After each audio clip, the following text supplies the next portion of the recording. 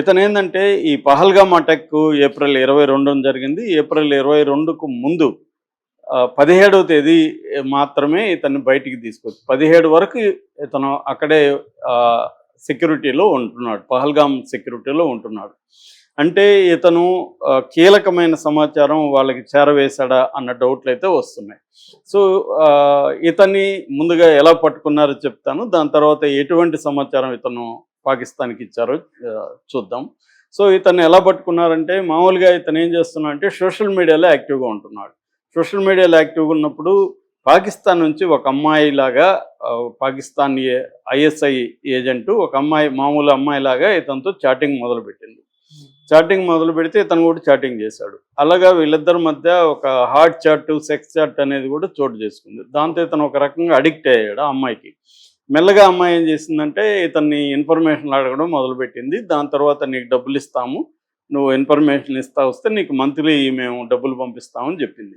So ఆ అమ్మాయి ట్రాప్లో పడి డబ్బులకు ఆశపడి ఇతను ఏం చేశాడంటే ఇన్ఫర్మేషన్లు ఇవ్వడం మొదలుపెట్టాడు.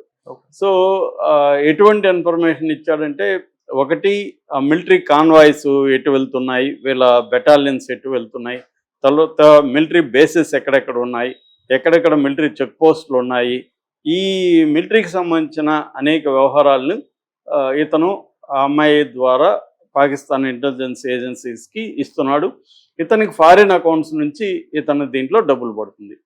సో మామూలుగా ఏం చేస్తారంటే ఈ సిఆర్పిఎఫ్లో ఇంటెలిజెన్స్ వింగ్ ఉంటుంది. ఆ ఇంటెలిజెన్స్ వింగు వాళ్ళ సభ్యులందరి మీద, సిఆర్పిఎఫ్ అధికారులందరి మీద, సైనికుల మీద, జవాన్ల మీద ఒక నిఘా అయితే పెట్టుంటుంది. ముఖ్యంగా సోషల్ మీడియాలో వీళ్ళు ఎట్లా ఎవరితో స్నేహం చేస్తున్నారు ఇవన్నీ వాళ్ళు కూడా చెక్ చేస్తుంటారు. అలాగా ర్యాండమ్గా చెకింగ్లో ఇతని మీద డౌట్ వచ్చింది. ఇతను ఏదో చేస్తున్నాడు, ఎవరు అమ్మాయితో హాట్ చాట్లు ఇవన్నీ చేస్తున్నాడు, అమ్మాయి ఎవరు అంటే అమ్మాయి పాకిస్తాన్లో ఉందనే విషయం వీళ్ళకి అర్థమైంది. సో దాని తర్వాత ఇతను బ్యాంక్ అకౌంట్ల మీద నిఘా పెట్టారు. బ్యాంక్ అకౌంట్లలోకి ఫారిన్ నుంచి డబ్బులు వస్తుందనే విషయం అర్థమైంది. అర్థమయ్యేసరికి వీళ్ళు ఒక ఇంటర్నల్ ఎంక్వైరీ చేశారు ఇతని మీద. చేసినాక ఇతను ఖచ్చితంగా పాకిస్తాన్కి సమాచారం చేరవేశాడు అనేది సిఆర్పిఎఫ్ ఇంటెలిజెన్స్ వాళ్ళకి తెలిసింది. దాంతో వీళ్ళు ఎన్ఐఏకి అప్పగించారు ఇతన్ని, నేషనల్ ఇన్వెస్టిగేటివ్ ఏజెన్సీకి అప్పగించారు. వీళ్ళు మళ్ళీ ఫర్దర్గా ఎంక్వైరీ చేసి ఖచ్చితంగా ప్రైమా ఫేసి ఎవిడెన్స్ ఉందని తెలిసిన తర్వాత సిఆర్పిఎఫ్కి వీళ్ళు కూడా చెప్పారు. దాంతో సిఆర్పిఎఫ్ రూల్స్ ప్రకారం ఇతన్ని ఉద్యోగం నుంచి డిస్మిస్ చేశారు. దాని తర్వాత పాటియాలా కోర్టు ఢిల్లీలో ఉంటుంది. ఈ Patia special court, NIA special court, అందులో ప్రవేశపెట్టారు ఇతన్ని. సో ప్రవేశపెట్టిన తర్వాత కస్టడీకి తీసుకోవాలని చెప్పారు. కస్టడీకి జూన్ 6 వరకు ఇతనికి కస్టడీ కూడా ఇచ్చారు. ఇప్పుడు ఈ కస్టడీలో ఇతను ఇంకొంతమంది పేర్లు కూడా చెప్తున్నట్టుగా తెలుస్తుంది. అయితే ఇప్పటి వరకు ఎన్ఐఏ బయటికి తీసుకురాలేదు. ఇంకా కూడా తన సహచరులు కొంతమంది డబ్బులు కాసిపడిన వాళ్ళని తాను పరిచయం చేశాను ఆ అమ్మాయికి అని కూడా ఇతను చెప్పినట్టుగా తెలుస్తుంది. వాటికి సంబంధించి ఇంకా డీటెయిల్స్ అయితే రావాల్సి ఉంది. ఇదేంటంటే బేసిక్గా పాకిస్తాన్ మన దేశంలో సివిలియన్స్ని, మిలిటరీ పీపుల్ని పడగొట్టడానికి కొన్ని మెథడ్స్ ఎంచుకుంటుంది.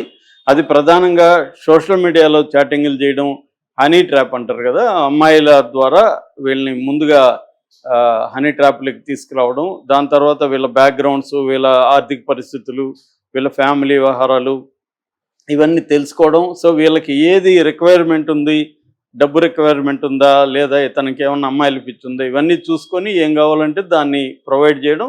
దాని ద్వారా ఇతన్ని వీక్నెస్లు తీసుకోవడం, నువ్వు ఇన్ఫర్మేషన్ మాకు ఇకపోతే ఇదంతా కూడా మేము బయట పెడతామని బ్లాక్మెయిల్ చేయడం ఇలాగా జరుగుతుంది. అట్లాగే డిజిటల్ ఇన్ఫిల్ట్రేషన్ అంటారు. అంటే డిజిటల్ ద్వారా తమ వ్యక్తుల్ని ఇండియన్స్లోకి ఇన్ఫిల్ట్రేట్ చేసి వీళ్ళ ద్వారా కూడా సమాచారాన్ని లాగడం.